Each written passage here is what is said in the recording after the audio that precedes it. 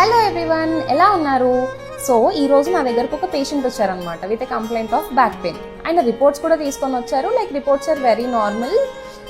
So తర్వాత తెలిసింది ఏంటి అంటే తన డైలీ లైఫ్ స్టైల్లో ఆయన స్ట్రెస్ చాలా తీసుకుంటున్నారు అని.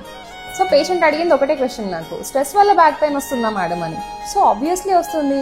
స్ట్రెస్ వల్ల నెక్ పెయిన్ వస్తుంది, బ్యాక్ పెయిన్ వస్తుంది, హెడ్ ఏక్స్ వస్తాయి, మజిల్స్ అనేవి టైట్గా టెన్స్డ్గా ఉంటాయి, and at the same time ప్రాపర్గా స్లీప్ ఉండదు, ఎమోషనల్గా డిస్టర్బ్ అయిపోతాం, యాంగ్జైటీ, యాంగర్ ఇష్యూస్.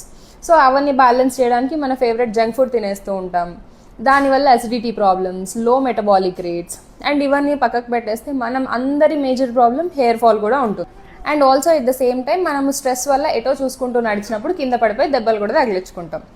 సో ఎప్పుడైనా సరే స్ట్రెస్ అనేది ఎంత తక్కువ తీసుకుంటే మన లైఫ్ స్టైల్ అనేది అంత హెల్తీగా, అంత హ్యాపీగా ఉంటుంది. స్ట్రెస్ ఎలా తగ్గించుకోవాలి మరి? First thing, proper 8 hours of sleep maintain చేసుకోవాలి. అలానే హెల్తీ అండ్ బ్యాలెన్స్డ్ డైట్ తినాలి. ఓవరాల్ ఫిజికల్ యాక్టివిటీ రెగ్యులర్గా మెయింటైన్ చేసుకోవాలి.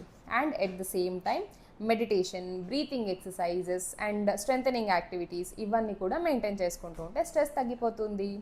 This is your friendly doctor, doctor Tejaswi from Sadhu hospital.